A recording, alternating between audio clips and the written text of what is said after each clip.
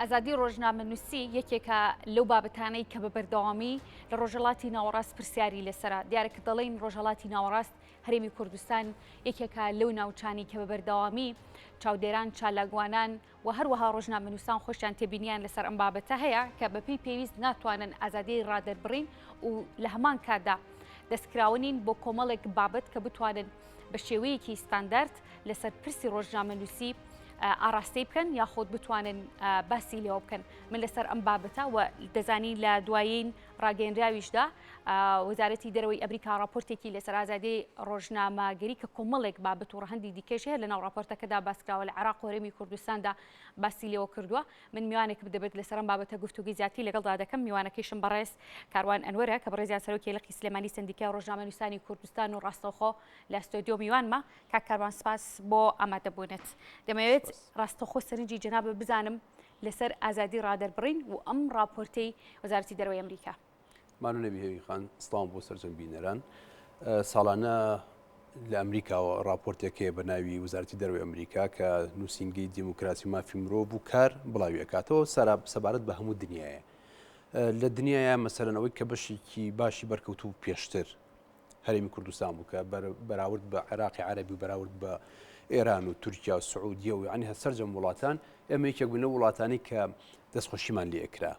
یعنی ئازادی تا حەدێک ئازادی وتن مەبەستم ئازادی وتن و ڕادەربڕینە هەبوو لە هەرێمی کوردستانە کاتی خۆی کە مامجلال با بڵین سەرقافڵەی ئازادی وتنەکان بوو سەکۆی ئازادی ئەکردەوە ڕخنی ئازاد کردبوو هەنێک لە سەردەمیەوە هەنێک یاسا و ڕێسا دەرچوون بەڵام ئێستا کە ئەم راپۆرتە ئەخوێنیتەوە ئێستەوەی کە لەبەردەستی منایە نازانم ئەگەر بینەران بیبینن بەڕاستی ینی ئەتوانم بڵێم شەرمە کە ئێمە لەم دواکەوتویین ینی لە تەراجوعین ینی کێروی ئازادی وتن و ڕادەربڕین لە ساڵی 2020 کە 180 پلە هاتۆتە خوارەوە ینی نەکەراتۆتەوە ینی هەر بەڕاستی ینی کارێکی وای هاتوو بەڵام لێرەش ئەگەر جێی خۆیەتی ئاماژەی پێبین کە لە هەرێمی کوردستانە ئەوەی کە ئەم حاڵەتی دروست کرد ناوچی بادینان بوو گرتوەکانی بادینان بوو کە ئەتوان بڵێم لە دەڤەری زەردا جا من کە ئەڵم دەڤەری زەرد و سەوز مەبەستم لە دوو ئیدارەی نیە مەبەستم لە دوو ژینگەی جیاوازی ئازادی ڕادەربڕین و ئازادی وتنە ئەم راپۆرتەوە تا لە بەردەستی منایە زۆر بەوردی باسی ئەوە کراوە کە ئەم خەڵکانە لەسەر ئازادی وتن گیراون تۆمەتیان بۆ دروست کراوە تعزیب دراون 5 ساڵ حکم دراوە نازام چەندیان ئەوە نەحکم دراون ئەوەی کیان ئەو نەحکم دراوە ینی زۆر بەوردی یعنی ئێمە وەکو خۆمان وەکو هاوڵاتی ئەم هەرێمە ئەوەنە بەقەت ئەو راپۆرتە ئاگامان لە وردەکاری ناوچی بادینان نییە بەڕاستی ینی ئەمە خاڵێکی دروست کردووە داینتانەیەکی خسۆتە سەر چاوی بینینی ئازادی ئێمە لە هەرێمی کوردستانە بەڵام بەداخەوە لەم کە لە بادینان ئەو حاڵەتە ئەبێت ئەمە لێرە پێدەڵێ لە هەرێمی کوردستانەوە کراوە ناڵێ مەسەلەن ئەمە حاڵەتەکە ئەوەی کە بادینان باسەکە دوو خاڵ زۆر سەرنجی منی ڕاکێشا یەک کە ئەڵێت بە زۆر لەژێر تعزیبە محامەکانیان وتویان لەژێر تعزیبە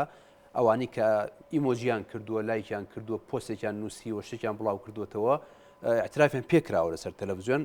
یەک ئەڵێ لەژێر تعزیبایە دوو خاڵێکی کە زۆر سەرنجی منی ڕاکێشا ئەڵێ مەجلیسی قەزای ینی با بڵێن ئەنجومەنی دادوەری لە هەرێمی کوردستان ئەنجومەنێکی سەربەخۆیە بەڵام خازە ئەبێ ینی ملکەج ئەبێ بۆ ڕاووتنی بەرپرسەکان ڕاستە پێشەوەی حکم بدرێ بەسەر ئەوانی بادینانە گرتوەکانی بادینانە ڕۆژێک پێشەوە سەرۆکی حکوومەت و تێمانە وایان کردووان دەست پێشخەری کرد لە کاری حکوومەت و کاری دادوریە ئەوە بوو بۆ ڕۆژی دوای ئەوە حکا حکم درا بەسەریانە ئاشکرا بوو کە یەکی 6 ساڵ 5 ساڵە بەپی ئەم راپۆرتە حکم درا بەسەر ئەمە دەستێوەردانێکی ناڕاستە و خۆی حکوومەتە سەرۆکی حکوومەت بوو بۆچی بۆ ئەنجومەنی دادوەری لە هەرێمی کوردستانە پێشتر ئەنجومەنی دادوەری هەیبەتێک و ناوێک و مەکانەتێکی خۆی هەبوو ئازادی وتن بە پێی یاسای ژمارە 35 بە پێی یاسای ژمارە 11 ساڵی 2013 وتن لە کوردستانە ئازادە ڕەخنە ئازادە بەڵام لێرەیە کە ئەڵەیە ئەوانی بادینان کە گیران ئەتوانم بڵێم زۆرترین شوێنی راپۆرتەکە بۆ گرتوەکانی بادینان تەخسیس کراوە کە بە شێوەیەکی ینی وا تەشبیه کراوە کە تعزیب دراون کە لیان دراوە کە نایانێشتووە خەڵکو کە سوکاریان ببینن کە نایانێشتووە محامەکانیان ببینن کە لە ژێر لێدان و قەمچی تعزیبە با بڵێن نایانێشتووە مۆزەفەکانی UN و ئەمانەش هەر بچن سەردانیان بکەن لە ژێر لێدانە ئەترافیان پێ کراوە یەکەم ئەوە ینی هەمووی بەوردی زۆر بەوردی کراوە اینجا ئەڵێ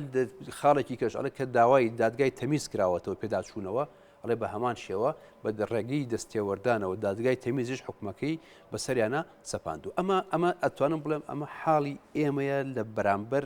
بینینی ئەمریکیەکان و راپۆرتی نێودەوڵەتەکان بۆ هەرێمی کوردستان بە تایبەتی بۆ ناوچی بادینان کە ئەتوان بڵێ پریشی ئاگری ئەوێ بەری سلێمانی و بەری شارە زور و گەرمیان و هەڵەبجە وەرامانیش کاروان دواتر دێمە سەر باسی پرەنسیپەکانی کاری ڕۆژنامەنووسی چیە و لە چۆن حاڵەتێکە ڕۆژنامەنووس دەتوانرێت لێ پێچینەوەی لەگەڵا بکرێ ئەو هەڵە باوانی کە دەکرێت بە شێوەیەکی گشتی بەڵام بەر لەوە دەمەوێت بزانم گرنگی راپۆرتێکی لەم جۆرە کە وەزارەتی دەرەوەی ئەمریکا باسی لێەوە بکە گرنگیەکەی چۆنە و پێویستە چۆن مامەڵە لەگەڵ راپۆرتێکی وهایە بکرێت ئەمە تەنها راپۆرتەکان دەبینین و دێتەوە ناومان و پێشکاریەکان نەزانی و دواتر کاری لەسەر ناکەین بۆی ئەپدەیت لە کارەکانمانە بکەین لەو تێبینیانی کە لەسەر کاری ڕۆژنامەنووسی هەیە. هێوی خانێمە پێشتر بە هەرێمی کوردستان ئەوترای مێرگە سەوزەکەی ئازادی وتن و ئازادی ڕادەربڕین لەبەرەوەی بەڕاستی ینی لێرە بە تایبەتی لە دەڤەری سلێمانی ئەوەی کە ئەوترا خۆپیشاندان هەبوو ڕەخنەگرتن هەبوو سەکۆی ئازاد هەبوو خەڵک ڕەخنەی ئەگەر خەڵک کەناڵی ئازادی دروست ئەکرد ئێستا لە دواکەوتنایە نەک ئێرە دەڤەرێکی کە لە دواکەوتنایە ینی بەڕاستی ئەتوانم بڵێم بۆچی لە ئێرە خۆپیشاندان ئەکرێت لەوێ ناکرێت بۆچی لێرە کەناڵی ئازاد هەیە قسە ئەک ڕەخنەگرێت لەوێ ناوترێ ئەم راپۆرتە زۆر بە ئاشکرا باسی ئەوانیتە راپۆرتێکی زۆر تێروتەسەلا ئەم راپۆرتە یەک لە ئەو خاڵانەیە کە هەسەنگاندن بۆ مافی مرۆڤ و ئازادی وتن و ئازادی ڕادەربڕین و گرتن و لێدان و ئەمانە ئەکە لە هەموو دنیاە لە زمانی ئەوەشە ئەم فەقرەی کە ئێستا هاتوتە بەردەستی ئێمە عێراق و هەرێمی کوردستان و مافی مرۆڤ ئەوە ناونشانی ئەم فەقرەیە کە پەیوەستە بە ئێمە بەڵام بەشی هەرە زۆری پەیوەستە بە گرتنی ئەو هەشتا کەسی کە لە بادینانەوە گیراون ئێمە پێشتر یاسایەکمان هەبوو کە وتن بە پێ ئەو یاسایە بڵاوکردنەوە بە پێ ئەو یاسایە ڕەخنەگرتن بە پێ ئەو یاسایە دەستەبەر کرابوو ئەم یاسایە یاسای کاری ڕۆژنامەوانیە بۆ خەڵک هەیە ڕەخنە بگرێ بەڵام لە چوارچەوەی یاسایەکی دیارکرا و معقولان نەگاتە حەدی تەشکیلکردن بەڵام تۆ لێرە زیاتر لە هەشتا کەست گرتووە 20یان سییان لەسەر خۆپیشاندان گیراون 52یان لەسەر نووسین و پۆست و کۆمنت گیراون ئێتابان لە راپۆرتێکی نێودەوڵەتی ئاواهەیە وردەکاریەکانی ئەو خاڵە کە باز ئەکرێت بەتانەیەک لەنگیەک بە ئەتوانە بڵێم بە پاشەکشەیەک لە ئازادی ڕادەربڕینە ئەدرێتە قەڵم ئێمە ئێستا بە بەراورد بەم راپۆرتە ئەتوانە بڵێم لە عێراقی عەرەبی زۆر لە دواوین بۆ لەبەری ئەوان بە یەک جارە هەشتا کەسیان نەگرت و حکمیان بن ئەگەر ڕاستە لێرە مزاهرە کرا و خۆپیشاندان کراوە لە بەغا و لە شارەکانی کە بەڵام وەکو ئازادی وتن و ئازادی ڕادەربڕین نەگەشتە ئەم ئاستەی کە خەڵک حکم بدرێت بکرێتە ژوورەوە لە بەرەوەی کە لایکی کردو کاکاروان لە ئەسنام گفتوگوی ئێمەلانی کەسانێکی ژەبن لێستا تاگەکویان لێ ئێمە بێت بڵێن باشە بۆ بڵێن ئازادی ڕادەربڕینێ لە کاتێکە لە هەرێمی کوردستانە ئەم هەموو دەستگا میدیاییە هەیە ئەم هەموو پەیجە فەرمی و نافەرمیە هەیە ڕۆژنامەنووسی تێدایە ئەم لێشاو زۆری ڕۆژنامەنووس لە پای چی لە بەرامبەر ئەوەی دەبینین کە پێشلکاریەکان بەرامبەر بە ڕۆژنامەنووسان و مافی مرۆڤ لە هەرێمی کوردستان لە هەڵکشانە وەزارەتی دەرەوەی ئەمریکا بێنێتە سەرخەت و باسی لێ بکات ڕاستی ئەمە لە ڕووی چەندایەتی و کێشەمان نییە ینی ژمارەیەکی زۆر کەناڵ هەیە بەڵام هەر کەناڵێک لە هەولێر لە بادینان شتێک بڵێت ینی هەر نەک ئەوە ئێستا کە ڕووماڵی بابەتێک ئەکرێت خۆپیشاندانەکرێت ئەوتە لە راپۆرتەکە تایەتی ینی ئەفزەلێت بۆ ئەو کەناڵانەیە کە لە شوێنەکە و نزیکن ئەم راپۆرتی ئەمان لە سەدا هەشتای چڕی و پڕی و فۆکەسەکە لەسەر ناوچی هەولێر و ناوچی بادینانە تەنانەت باز لە محکەمەی هەولێرەکە کە خەڵک لە بادینانە گیرێنی هێنن لە هەولێر محاکەمە ئەکرێت خەڵک لە بادینان ئەگەر بێ ڕووماڵی هەواڵ بکە هەتاوەکو فڵان کەناڵ و کەناڵە و سابیناوی کەناڵەکانی تا براوە ئەم جارە دادگاکانی تۆمەتبار کردو ئەم راپۆرتە پێشتر ئەیود ئازادی و حکوومەت ساڵی ئەنجومەنی دادوەری لە هەرێمی کوردستان ئاواهی بڕات سربەخۆی خۆی لە دەستەیە کە خۆی ئەنجومەنێکی سربەخۆیە سەر بە حکوومەت نیە سەر بە پەرلەمان نیە بەڵام ئەوە باشترین نمونەیە کە سەرۆکی حکوومەت وتی ئەمانە تۆمەتبارن لەگەڵ وتنی ئەو دەست پێشخەریەکەی بۆ ئەوانی کە پێشوی حکم بدرێن دوای دوو ڕۆژ کە حکومدران خەڵک هەمووی شەقامی کوردستان زانی کە ئەمە دەستێوەردان و ئەمە تیشێکی سەوزە بۆ ئەوی کە ئەو خەڵکە حکم بدرێت ئێستا هەرێمی کوردستان لە بەردەم دوو ڕێنێکایە ئێمە ئەکرێت بەم ئاقاری ئێستەمانە بڕۆین وردە وەکو وڵاتەکانی ئەفریقامان دێتەوە ئەگەر بێت و بگەڕێنەوە بۆ دۆخی 2005 و 6 و 7 و ئەمانی کە خەڵک ئازاد بوو لە وتن ئازاد بوو لە ڕەخنەگرتن بە پێی یاسا ئەو کاتە ئەبێتەوە بۆ مێرگە سەوزەی کە ئەمریکەکان لە راپۆرتەکانە باسییانەکە ئەمە عێراق وڵاتێکی وێرانەیە بەڵام هەرێمی کوردستان ئەو تیشکە سەوزەیە کە لێوی ئازادی بەرەو عێراقەگا ئێستا عکس بۆتەوە ئێستا عێراق ئازادە هەرێمی کوردستان بەجارێکە 80 کەس ئەگرێ کاتە ژوورەوە حکمیان یا بەسەرا کەواتە ئێمە هەرێمی کوردستان بەپی نەزەری با بڵین بەپی تیۆرە نێودەوڵەتیەکان بە پێی راپۆرتە نێودەوڵەتیەکان بە پێی ئەوەی کە نێردەی نەتەوەیە گرتوەکان کە خۆی چۆتە ناو زیندانەکانەوە لەگەڵ ئەو خەڵکانەیە قسەی کردووە ئێمە لە پاشەکشایی جا ئەم حاڵەتی پاشەکشەیە ئەگەر بێت و ڕێی لێ نەگیرێت لە هەرێمی کوردستانە دڵنیا بە ڕۆژ بە ڕۆژ زیاتر ئەکات. باشە باس لەوە کردکە ئەمان زۆر لە خۆمان زیاتر ئاگاداری ئەو پێشەلکاریانن کاکرێن ئەمێ بزانم وەکو سندیکا ئەو ئامارانی کە لە بەردەستانە بێت لەم ساڵدا لەم سێمانگی سەرەتادا چندێک پێشلکاری بەرامبەر بە ڕۆژنامە نووسان کراوە گەر ساڵی 2020 هێندە نابێت کە تێپەڕیوە گەر ئاماری ئەو کاتی ژوەر بگریت ئەوەی کە لە سندیکا ئەگوزارێت بۆ پێشێلکاری هەتا ئێستا بەداخەوە ئەڵێم من مەفهومێکی تەواو بۆ پێشێلکاری نییە لە ناو سندیکای پێشێلکاری کامەیە ئێستا پێشێلکاری بەچی ئەبێ بە پێشێلکاری ئایا ئەوی کە ڕاتە بەردەمی دادوەر و دادگا پێشێلکاریە هەندێک جار نەخێر بەڵام هەندێک جار کە تۆ کەسێک ئەگری ئیخیتە ژوورەوە لەبەرەوەی کە لایکێکی کردووە کۆمنتێکی کردووە ئەو پێشێلکاریە پێشێلکاری ڕاستەقینە ئەو ڕقەمە نییە کە ئێمە لێر و لێوەی نووسین ئەو کەشە گشتیە کە هەرێمی کوردستانی گرتووە بە تایبەتی دهۆک و هەولێر کەڵم کەشی گشتیانی کەشی میدیاییە تۆ بۆچی لێرە کەناڵ هەیە ڕخنەت لێ ئەگری و ئاساییتە بازار و ئەڕی بۆ لێوێ کە کەناڵە ڕخنە ئەگرێت کەناڵەکان داخریانی چەند جار بوو لە هەولێرە ئێمە دیوانە کە ئۆفیسی کەناڵەکان داخراون نیوە شەو کوژاونەتەوە تیمەکەیان خسۆتە ناو سیارەوە هێناونیان لە دێگەڵت دایان ناوتوانم بڕۆنەوە بەرەو سلێمانی ئەمە هەبووە ئەمە واریدە ئەمە 2015 یانی 100 ساڵ لەمە پێش نییە ئەمە 4 ساڵ لەمە پێشە ئەم کەشە پێشەلکاری بنووسیانی نووسیا سندیکا لەژێر کاریگەری ئەم حیزب ئەو حیزبە ئەگەر تەسیری لەسەر هەبێت بەڵام خەڵک راپۆرتە نێودەوڵەتیەکان ئەوەی کە ئەمنستی باسیەکە ئەوەی کە ئایFG باسیەکە ئەوەی کە سەرجەم ڕێکخراو نێودەوڵەتیەکان لەسەری کۆکن ئەوەیە کە هەرێمی کوردستان لە 2021ەوە لە پاشەکشەیەکی زۆر ترسناکایە لە ناحی وتن و ئازادی ڕادەربڕین و ئازادی بڵاوکردنەوە و ئازادی خۆپیشاندان بەداخەوەڵێم ئەم چڕ و پڕێشی کە ئەوان فۆکەسەکان لەسەر هەولێر و دهۆکە بەڵام پریشکەکە جارێکی کە ئەڵەمیەتەوە بۆ هەڵەبجە و سلێمانی و گەرمیان و منتیقی پشدەر و منتیقی بتوێت ینی لێرە ئێمە دوو زۆنگمان هەیە خەڵک هەمووی ئەمە ئەزانێت لە زۆنێکیانە خەڵک شت ئەڵێ ڕەخنە ئەگرێت لە زۆنێکیانە ناڵێت کە ئەیژڵێت ئەگیرێت کە ئەگیرێت ئەخرێتە زیندان و حکوم ئەدرێت لە راپۆرتە نێودەوڵەتیەکان ئەڵێ هەرێمی کوردستان لە پاشەکشەیە ئەمە سێرەکەی یعنی ئەتوانم بڵێم حاڵەتەکە بەم شێوەیە کە پێ دەڵێم ئەم دوو ڕەنگە ئەم دوو زۆنگە لە راپۆرتە نێودەوڵەتەکانە بە هەرێمی کوردستانە ناسێنرێن بەڵام کە تۆ باس دەکە ئەڵێ 80 کەس لە بادینانە گیراوەڵێ هەر بەناوی بادینانەوەیە بەڵام وڵێ هەرێمی کوردستان هەستا بە دەستگیرکردنی 80 کەس و 50 لەسەر ئەوەنی ئەوە حکومدرا ئەوە هەیەنە 2 ساڵە لە ژوورەوەیە هێشتا نەحکم دراونە ئازاد کراوە ئەمە یەکێکە لەو خاڵانەی تر کە باسێکە ئاڵێ خەڵک نابێت لە ژوورەوە تەوقیف بکرێت و حکم نەدریا ئەگەر تاوانبارە حکمی ئەگەر بێت تاوانە بەرەڵایەکی باشە دەزانین کە ڕۆژنامە نووسان بە حکمی کارەکەیان کە ڕاستەوخۆ هەم پێویستە بە هاوڵاتیانەوە هەم کارەکەیشیان ڕاستەوخۆ بەیان ناڕاستەوخۆ بێ پەیوەندی هەیە بەلایانی حکومیەوە نێوەندێکن لە نێوان هاوڵاتی و دەسەڵاتدا بەڵام زۆر جار لەسەر بابەتێک کە ڕەنگە لە نێو پۆستێکی شخصی خۆیان نابێت یاخود لە نێو ڕاگەیانەکانەوە بێت پرسەکان بە سیاسی دەکرێت ئەم بابەتە بۆچی و سندیکات چی بۆ مۆزوعاناکە کاکاروان من بەداخەوە ئەڵێم ینی با من ڕەخن لە سندیکا بگرمەتەوەکوی خەڵک ڕەخنە لە سندیکا بگرێت ئەم سندیکایی ئێمە کە بارەگاکی لە هەولێرە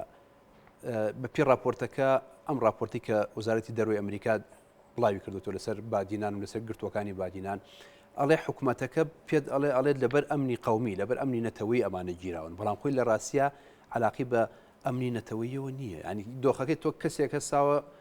کۆمنتی نووسیەوە گروپینیان کردووە چاتینیان کردو ئەمەی کە لە هەموو دنیاە باوە لەسەر ئەوە کۆپی کراوە هاتووە ئەڵێ تۆ بە تەمای تێکدانی ئەمنی نەتەوەی میلەتەکەی یعنی کە تۆمەتەکەی لە نووسینەوە براوەتەوە بۆ جارێکە بۆ حاڵەتەکان کە ئەمان لێرە ئەڵێن نەخێر ئەوەی کە UN بابرن ئاگاداری کردووە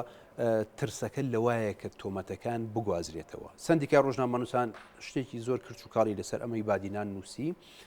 ئەتوانم بڵێم یعنی زۆر هەر نەنووسرایە زۆر باشتر بوو کە تۆ خەڵک حکم بدەیت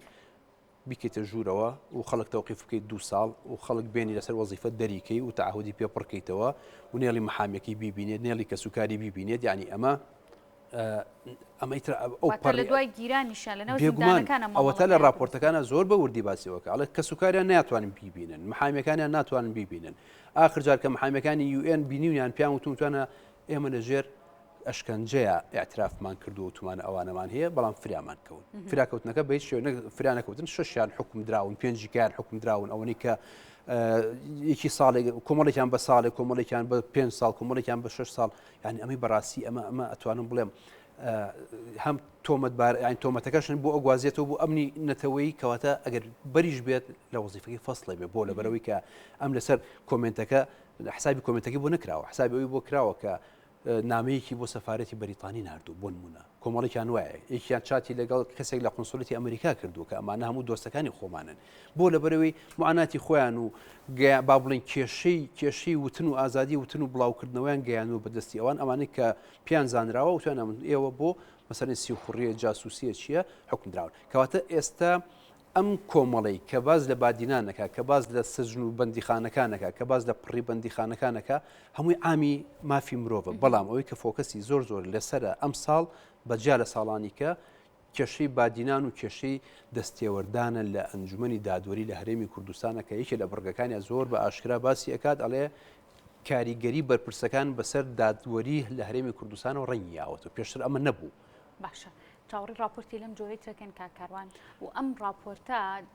جنابە باسی لێواکەیت ماوەیەکی زۆرە کە لە هەرێمی کوردستان ئازادی ڕادەربڕین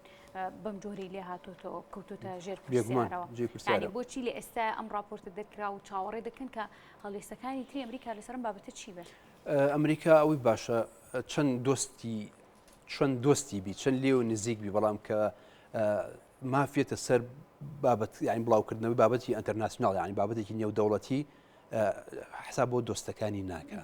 خۆی ساتێ مەسەرەن ئەوەی کە من تاکید دەمێن هاوکاری هێزی پێشمەرگەمانەکەن لەگەڵ ئێمەیان و ئاگیان لە هەرێمی کوردستان هەیە بەڵام کە تۆ لە پاشەکشیاوی لە مافی مرۆڤ و لە مافی ئازادی ڕادەربڕین و لە گرتنی خەڵکی ئازادی خواست ئەوان حسابی دۆسایەتەکەت بۆ ناکەن یعنی من چاوەڕێ ئەەکەین ئەگەر ئێمە خۆمان چاک نەکەین بۆ ساڵی داهاتوو کێشەی بادینان چارەسەر نەکەین کێشەی ئازادی وتن کێشەی خۆپیشاندانەکانی هەولێر و دهۆگانی معقولە لە هەولێر و دهۆگا کەس معاناتی نەبێت و کەس نێتە سەرجادە خۆپیشان بکە بۆچی لە سلێمانی و هەڵەبجە و گەرمیان خەڵک یەتە سەرجادە داوای موچەکە داوای ئاوەکە داوای کارەباکە ئەی باشە لەوێ خۆ یەک وڵاتە و یەک سیستەم و یەک ئەمانە هەمووی پرسیارن لە لای کۆمەڵگەی نێودەوڵەتی دروست بووە ئەم هەرێمە بووە بە دوو زۆنەوە لە زۆنێکیانە خەڵگیێتە سەرجادە و ڕخنە ئەگرێت زۆنێکیانە بڵاوکراوەت هەیە لە زۆنێکیانە خۆپیشاندانت هەیە لە زۆنێکیانە ڕخنەی تو نەگری بەڵام لێرەوە ئیستیقبالەکرێت و بە دڵسنگێکی فراون بەڵام لەوێ بەم شێوەیە ئەم کارە کە ئەکرێت باجەکەی ئێمەژئی خەڵکی سلێمانیش باجەکەی ئەیە بۆ لەبەرەوەی کە ئێستا ناوبانی هەرێمی کوردستان لە ناو کۆمەلگای نێودەوڵەتیە لە ناو ئەوەی کە پێوترێت با بڵین فیگەرەکانی مافی مرۆڤی جیهانە ئێمە هەرێمی کوردستان لە پاشەکشەیە کاکاروان ئەم راپۆرتەوە کردووە پرسیار ئەم راپۆرتەی کە وەزارەتی دەرەوەی ئەمریکا بڵاوی کردوێتەوە باسی لە ڕەوشی ڕۆژنامەنووسان لە ناو مؤسسە ئیعلامیەکان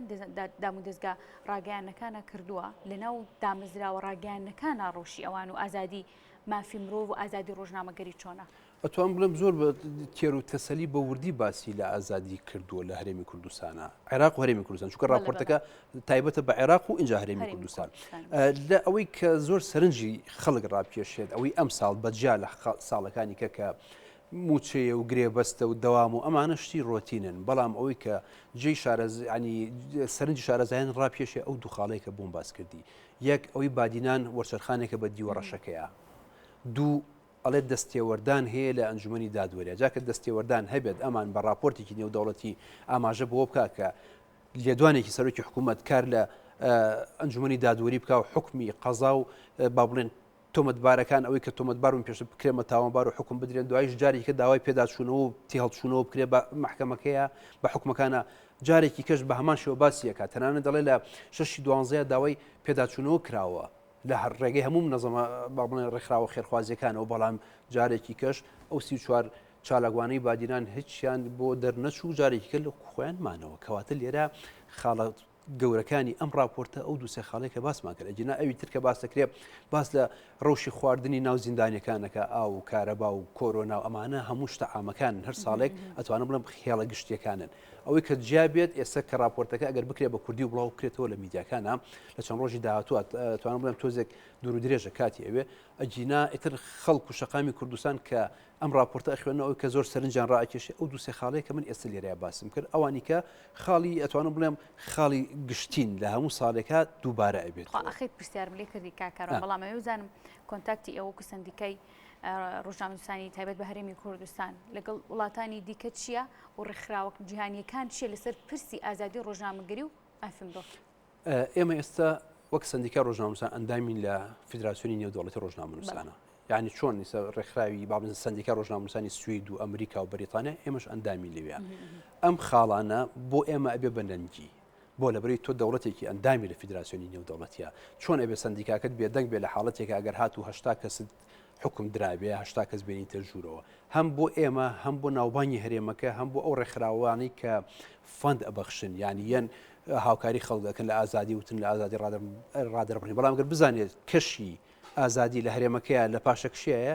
ئەو فەندی کە لێرە سەرفی ئەکات ئەیبا لە ئەفریقاییکە ئەیبا لە ڕۆژهەڵاتی ئاسیاییکە بۆیە ئەم خاڵە کە من ئەڵێم خاڵێکی خراپ و وەرشەخانێکی خراپە هەم بۆ سندیکایی ڕۆژنامەنووسان هەم بۆ ناوبانی ڕۆژنامەنووسەکانی هەرێمی کوردستان اینجا با بۆسێکە لە حکوومەت و ئەنجومەنی دادوەری و ئەو خەڵکانی کە لە هەرێمی کوردستانە ئەژین کە